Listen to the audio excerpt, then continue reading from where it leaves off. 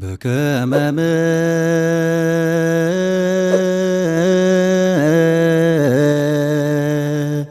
رتك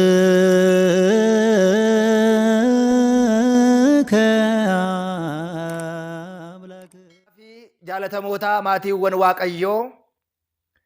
Waaqayyoon kan jaalattan Waaqayyoo isinin kan jaalatu hundumti keessan bakkaa fi iddoo jirtan hundumatti akkam jirtu, akkam yoo nageessanii, akkamiin turtanii. Gooftaan keenya uumaan keenya Iyyasuus Kiristoos guyyaa har'aatiin kan nu ga'e Waaqni keenya galannii fi ulfinni teessoo isaa Aariyaam irratti isaatiif haa ta'u. Akka fedhaa fi jaalala Waaqayyootti guyyaa har'aa kana ammoo gaaffii miseensi hordoftoonni chaanaalii keenyaa nu gaafatan tokko waliitiin ilaalla jechaadha.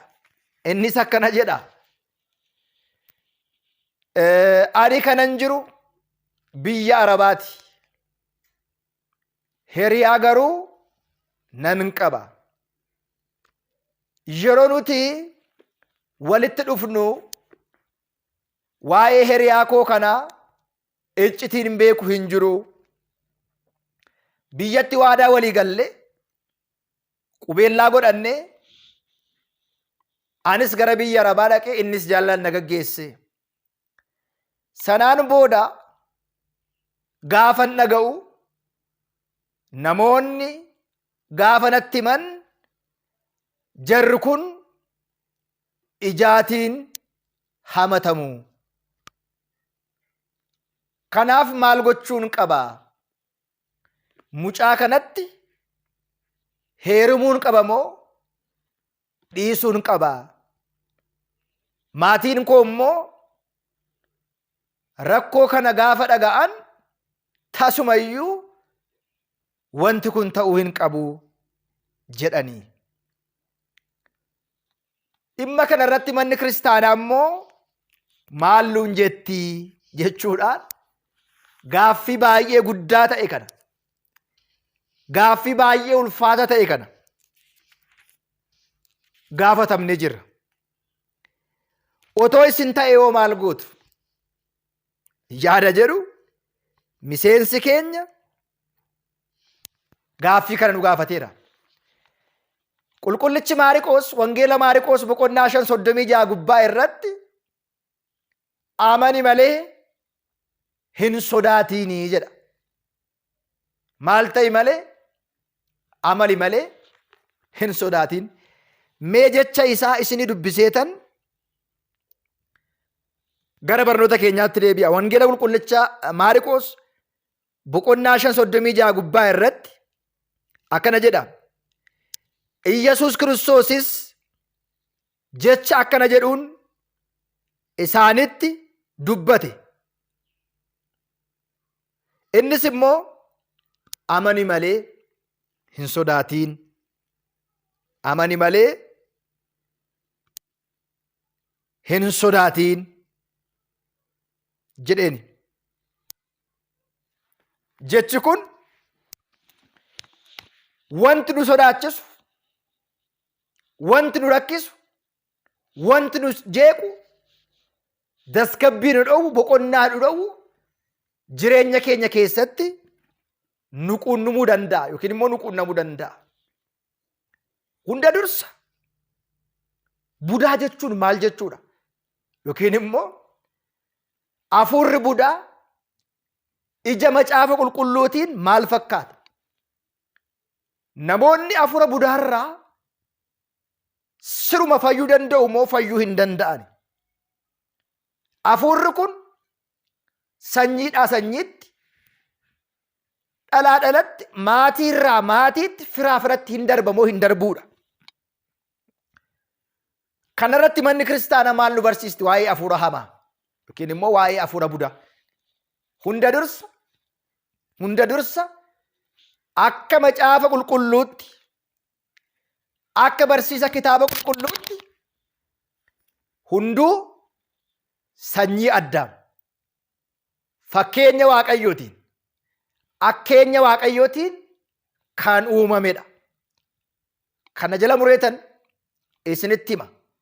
Namni adii, gurraacha, diimaa, beekaa, wallaalaa hin qabu. Hunduu fakkeenya Waaqayyootiin kan uumamee fi Waaqayyo kan isa uumedha.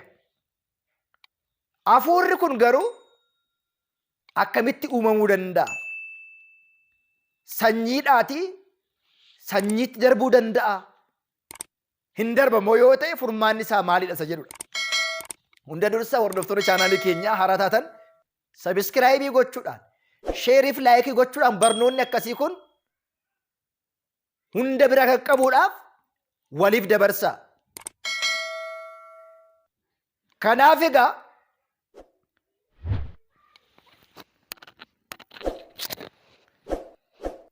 namni uumama isaatiin fakkeenya Waaqayyootiin uumame nama hin nyaatu jecha. Namni nama nyaachuu hin danda'u. Yeroo baay'ee jecha kana budaa isa jedhu kana yeroo baay'ee ni dhageenya. Mucaa abaluu, warra abaluu, jabbii abaluu, horii abaluu, warra abaluutu nyaatee yommuu jedhamu seenaadha. Yeroo baay'ee baay'oliin keenya ni dhageenya. Namni nama nyaataa hoo isa jedhuudhaafi namni fakkeenya namaatiif uumame nama hin nyaatu. Namni nama hin nyaatu. Rakkoon cimaan kun garuu maatiirraatii maatiitti yoo maatiin qabaatan hafuura kanaa warra hin amanne yoo ta'e hafuurri kun maatiirraatii maatiitti darbuu danda'a. Keessumaa immoo hafuurri kun nama kamiin illee qabuu kan danda'u, hidda kan hin lakkaawwanne, sanyiin kan hin lakkaawwanne darbuu kan danda'u garuu maatii keessa hafuurri akkasii yoo maatii keessa nama tokkorra jiraate ilmootti dhala isaaniitti darbuu danda'udha. Hafuurri kun keessumaa ija namaarra kan taa'u, ija namaarra kan taa'u, ija namaarraa ka'ee horii namaa, daa'ima namaa, namas kan ta'e kan waraanuu fi kan ajjeesudha. Yeroo kanaadha hafuura budaa jennee nuti kan haasofnu. Maarree namni akkasii kun, namni hafuura akkasiin qabamee jiru kun hafuura kanarraatii fayyuu danda'a jennee gaafa ilaallu hafuurri kun tsoomaatiin, sagadaatiin, kadhannaatiin hafuura namarraa bahuu danda'uu fi hafuura hidhamuu danda'uu fi hafuura nama gadhiisee soolitti gadhee hidhamuu danda'udha. Hafuurri budaa. Garuu haati rakkoo akkasii qabaatte ofirratti beektee yoo tsabala cuuphattee gaabbii galtee ofirraa dhorkuu dandee dadhabde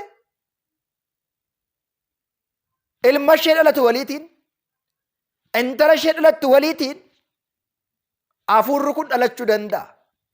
Hafuurri kun uumamaan kan dhufu otoo hin ta'in hafuurumti kun ija namaa irra qubate. Fakkeenyaatiif hafuura ayina xilaa yookiin immoo gaaddidduu ijaa jennudha. Yeroo baay'ee budaa ta'ee kan nama waraanu, horii nama waraanu, ija namaarraa ka'ee dhaqee kan waan ta'e godhu kanadha. Hafuurri kun maaliin mo'atama? Sooma, sagadaa fi kadhannaadhaan, tsabalaatiin namarraa dhorkamuu danda'a jecha. Yoo kana beekuu baanne hafuurri kun haadharra, ilmoorra, abbaarra, namoota garaa garaarra bulee namoota baay'ee waraanee fixuu danda'a. Kanaaf hafuurri budaa namoota baay'ee kan inni balleessaa tureef. Kanaaf maal gochuu qabna yaadni jedhu gaaffiin kun gaaffii baay'ee salphaa kan hin taanee fi baay'ee ulfaata ta'edha jechaadha. Inni guddaan amma hafuura kana mo'achuun hin danda'ama, injifachuun hin danda'ama, cirumayyuu maatii ofirraatii baasuun hin danda'ama, beekamaa fi ifadha. Akkamitti garuu hafuura kana mo'achuu dandeenyaadha? Akka ija mana kiristaanaatti immoo namni nama nyaatu kana baruun hunda dursa baay'ee barbaachisa. Erga kana ta'e yaada kanaatiif macaafni qulqulluu hafuura kanas sodaachuu akka hin qabne, shamarreen kun hafuura kana sodaachuudhaan